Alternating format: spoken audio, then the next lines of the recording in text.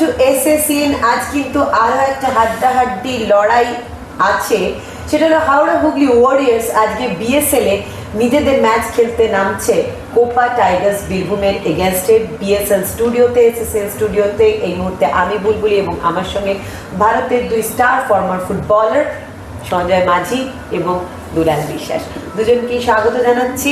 আজকে কিন্তু ফার্স্ট বয়ের সঙ্গে লাস্ট বয়ের ম্যাচ। তার কারণ হচ্ছে কোপা টাইগার্স বীরভূম এখন বিএসএল টেবিলের যা অবস্থা তাতে নিজেদের খুব বেশি কিছু পাওয়ার নেই। বিএসএল থেকে কোপা টাইগার্স মেনলি একটা এক্সপিরিয়েন্স গ্যাদার করে নিয়ে যেতে চায়, কারণ কোপা একাডেমি প্লেয়াররাই খেলছে, তাদের জন্য এটা একটা বিশাল প্ল্যাটফর্ম, বড় বড় প্লেয়ারদের অপোনেন্টে খেলা, তার মানে নিজেদেরকে আরো বেশি করে তারা রিচ করছে এক্সপিরিয়েন্স দিয়ে। কিন্তু Howrah Hooghly warriors as such তারাও সুপার ফোরের দরজা কিন্তু ক্র্যাক করে ফেলেছে। তারা এখনো আছে 19 পয়েন্টে এবং খুব সম্ভবত আজকের ম্যাচ নিশ্চিতভাবে তারা জিতবে এবং জেতার সম্ভাবনাই বেশি।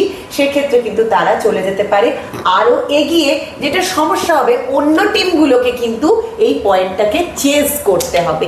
তো এই মোমেন্টে দাঁড়িয়ে কোচ জোস রামিরেজ ব্যারেটোর কি মোটো হতে পারে? প্লেয়ার রেস্ট দিয়ে কি একটা রিজার্ভ বেঞ্চ ট্রাই করে নিতে চাইবেন উনি? হ্যাঁ, দেখো অবভিয়াসলি এখন লিগ টেবিলে যা লিগে যা সিচুয়েশন, তাদের লিগ টেবিলে হাওড়া হুগলি ওয়ারিয়ার টপে আছে। আজকের ম্যাচটা বীরভূমের সাথে তারা, আমার মনে হয় না হয়তো কোচে সেম টিম নামালেও নামাতে পারে, হয়তো কিছু প্লেয়ার চেঞ্জিং হয়তো দেখতে পারি আমরা, কেননা সবাইকে যদি চেঞ্জ করে দেয় তাহলে আবার একটু নতুন সেটিং টিমটা সেটা খেলতে হবে, অসুবিধা হবে। আমার মনে হয় আজকে ব্যারেটো যেহেতু টপে আছে, কিছু প্লেয়ার হয়তো তাদেরকে দেখে নিতে পারে সাবস্টিটিউট হিসাবে।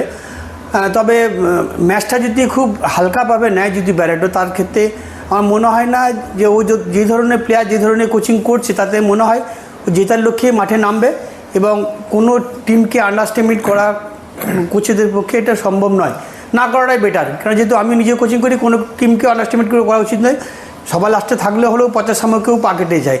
অতএব যদি ম্যাচটা তারা যদি আজকে জেতে, তাহলে আজকে তারা 19 পয়েন্টে তারা লিড করে যাবে। লিড করে তাদের 21 পয়েন্টে ধরাচড়ার বাইরে চলে যাবে। সেই ক্ষেত্রে আমার মনে হয় যে সেকেন্ড ম্যাচটা অত সেভাবে না হলেও ম্যাচ খেলার মতো হয়ে নামবে তারা। এবার হাওড়া হুগলি ওয়ারিয়ার্স তারা অলরেডি আছে 19 পয়েন্টে, আজকে জিতলে যাবে 22 পয়েন্টে। আমরা লাস্ট ম্যাচ দেখেছি হাওড়া হুগলি ওয়ারিয়ার্সে এফসি মেদিনীপুরের এগেনস্টে তারা কিন্তু প্রায় তাদের রিজার্ভ বেঞ্চকে টেস্ট করার জন্য নামিয়েছিল। ফার্স্ট হাফে গোল হয়নি, কিন্তু সেকেন্ড হাফে Howrah Hooghly warriors back to back 3 গোলে কিন্তু লিড পেয়ে যায়। তার মানে বোঝা যাচ্ছে রিজার্ভ বেঞ্চ টেস্টের এই যে একটা মেথড কোচ জোস রামিরেজ ব্যারেটো ট্রাই করছেন, সেটাও কিন্তু ওনাকে পজিটিভ রেজাল্ট দিচ্ছে। তো এক্ষেত্রে আজকে কি উনি আরও একবার রিজার্ভ বেঞ্চকেই ট্রাই আউট করতে চাইবেন? দেখো, এই ম্যাচটা হাওড়া হুগলি ওয়ারিয়ার্সের কাছে গুরুত্বপূর্ণ নয়, কিন্তু এই ম্যাচটাকে যদি ওরা জিতে নেয় তাহলে পরে 19 থেকে 22 পয়েন্টে চলে যাবে এবং 22 পয়েন্টে যাওয়া মানে ওরা সুপার ফোরে চলে গেল।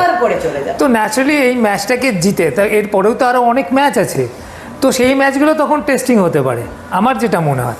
তো সেক্ষেত্রে হয়তো নিশ্চয়ই কিছু প্লেয়ার, দেখো লাস্ট ম্যাচে যখন রিজার্ভ বেঞ্চ নেমে ভালো খেলেছে, আমার মনে হয় সব মিলিয়ে মিশিয়ে টিমটা করা উচিত, কি আরেকবার দেখে নিতে পারবে রিজার্ভ বেঞ্চে যারা আছে তাদের পরিস্থিতিটা কোথায় আছে। সুতরাং রিজার্ভ বেঞ্চ যদি ও স্ট্রং করে নিতে পারে, আমার মনে হয় এর জন্য ওর অনেক সুবিধা হবে, কারণ নেক্সট ম্যাচগুলো খেলতে ও অনেক ফ্রিলি খেলতে পারবে। সুতরাং এই ম্যাচটাকে, আজকের ম্যাচটাকে যদি ও জিতে নেয় তাহলে ওর জন্য ভীষণ একটা ভালো জায়গা। কোপা টাইগার্স বীরভূম তাদের বিএসএল জার্নিটা খুব ভালো হয়নি, মেনলি তারা 2টো ম্যাচ ড্র করার পর 2 পয়েন্টেই দাঁড়িয়ে রয়েছে। এই অবস্থায় কোচ জর্জি কি একবার চেষ্টা করবেন?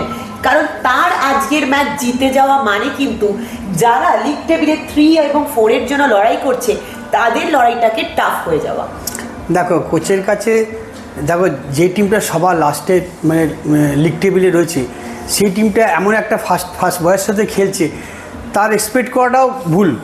কেননা ওর যে হাতে মেটেরিয়াল আছে, যে প্লেয়ার আছে, এতদিন এতগুলো ম্যাচ খেলেছে, সে একটা ম্যাচও জিততে পারেনি।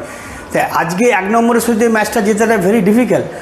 হয়তো সে খেলার জন্য হয়তো নামবে, সে তো কোচ তো যখন খেলার জন্য নামে নিশ্চয়ই ম্যাচ জেতার জন্য নামে, কিন্তু আমার মনে হয় না আজকের ম্যাচটা তার কাছে মানে কোনো গুরুত্ব আছে কিনা, সে ফ্রি মাইন্ডে খেলবে। ব্যারেটোর কাছে বলছো ম্যাচটা খুব ইম্পর্টেন্ট, যেটা দুলাল বলেছে, যদি আজকের ম্যাচটা যদি ওরা যদি ব্যারেটো যদি জিতে যায় তাহলে 22 পয়েন্টে রিচ করবে, কারণ আজকের ম্যাচটা জেতাটা ভেরি ইম্পর্টেন্ট। তাহলে কি পরের ম্যাচগুলোতে কোনো প্লেয়ার, অনেক প্লেয়ারকে তুমি রেস্ট দিতে পাবে, তাদেরকে দেখতে পাবে। কোনো প্লেয়ারকে দেখা নেওয়া করে, কেউ ডিফেন্স থেকে স্ট্রাইকার, কেউ একবার দেখলাম, ওকে দেখলাম, তাহলে কি তাহলে রিজার্ভ বেঞ্চে যদি স্ট্রং করতে পারে ব্যারেটো, তার ক্ষেত্রে পরবর্তীকালে ম্যাচগুলো নকআউটে যে ম্যাচের আরও লিগের যে ম্যাচগুলো সেই ম্যাচগুলো কিন্তু অনেক সুবিধা হবে, খেলতে সুবিধা, তার বুঝতে সুবিধা হবে। ধরো আমার কারো কোনো প্লেয়ার খেলতে গিয়ে কারো করে চোট লাগলো, ফটাফট করে বলতে পারে তুমি যাও ওই জায়গায় খেলতে হবে। সাবস্টিটিউটটা যদি ঠিক মতন করতে পারে, আর সাবস্টিটিউটটা এমন কোচেদের তো স্ট্র্যাটেজি থাকে যে একটা প্লেয়ারকে তুলে তার সাবস্টিটিউট যদি আমি তাকে ক্লিক হয়েছে ব্যারেটো সেভ করতে হয়েছে। কারণ আমি দেখেছিলাম তো স্ট্রাইকার যেতে পাওয়ালো সিজার যে গোল করে যখন লাস্ট মুহূর্তে গোল করে নর্থ 24 পয়েন্টের সাথে দিচ্ছিল, ম্যাচ ড্র হচ্ছিল 2-2, সেই ম্যাচটা 3-2 রেজাল্ট করে দিয়ে চলে গেছে। এটাই তো দেখার কোচে দেখাতে, এটাই ভেরি ইম্পর্টেন্ট। বিএসএল থেকে আমরা অনেক নতুন তারাদেরকে পেয়েছি, যেমন ব্যারেটোর টিমেই রয়েছে জিয়াবুল হোসেন, তার আগের ম্যাচে দারুণ গোল করেছে। এক্ষেত্রে কিন্তু কোপা টাইগার্স বীরভূম তারা যতই ম্যাচ হেরে যাক না কেন, তাদের কাছ থেকে বিএসএল এর সেরা প্রাপ্তি কিন্তু মার্শাল হেমব্রম। 2 ম্যাচে 2 গোল রয়েছে এবং যথেষ্ট দুর্বল টিম মার্শাল হেমব্রম কিন্তু সেই টিমকে রিপ্রেজেন্ট করে কঠিন প্রতিপক্ষের বিরুদ্ধে গোল রেখেছে। দুলালদা, এটা কিরম লাগছে? দেখো, কোপা টাইগার্সের ক্ষেত্রে আমি যেটা বলবো সেটা হচ্ছে যে ওরা এবছর বিএসএলে যেটা খেলছে সেখানে তোমার পুরো ওদের যে একাডেমি আছে, সে একাডেমির প্লেয়ারদেরকে নিয়ে ম্যাক্সিমাম প্লেয়াররা একাডেমির খেলছে, মানে এটা একটা দারুণ দিক। কারণ আগামী দিনে এই ছেলেগুলোই, আজকে হয়তো এদেরকে দেখে আমরা ভাবছি সেইভাবে রেজাল্ট হয়নি, কিন্তু তার মধ্যেই একটি ছেলে যে অলরেডি 2 গোল করেছে, মানে প্রতিপক্ষ স্ট্রং, তাদের এগেনস্টে গোল করেছে। তার মানে কি এখান থেকে তোমার কোনো প্রতিভা লুকিয়ে আছে, তাদের আমরা আগামী দিনে দেখতে পাবো। একদম সেই জায়গায় দাঁড়িয়ে আমার মনে হয় কোপা টাইগার্স যে এবছর টিমটা করেছে, আগামী দিনে এদের টিমটা কিন্তু আরও স্ট্রং হবে।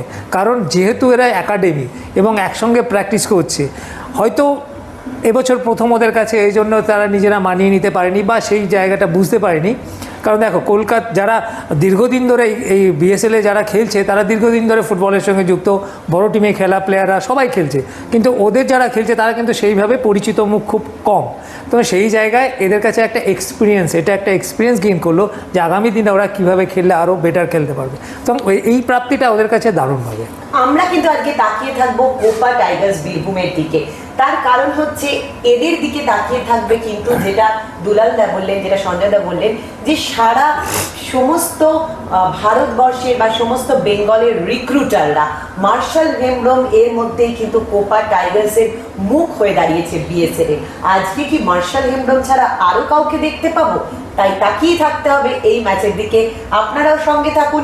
সেই সঙ্গে কোপা টাইগার্স বীরভূমের সমস্ত সাপোর্টারদের বলবো, আপনারা প্লিজ সাপোর্ট করুন, মাঠে সাপোর্ট করুন, অ্যাপে সাপোর্ট করুন, টিভিতে সাপোর্ট করুন, এবং হাওড়া হুগলি ওয়ারিয়ার্স আপনারা কিন্তু সাপোর্ট করুন, হোম টিমকে সাপোর্ট করুন। ফুটবলের সঙ্গে থাকুন, ফুটবলকে ভালোবেসে ফুটবলকে সঙ্গে রাখুন।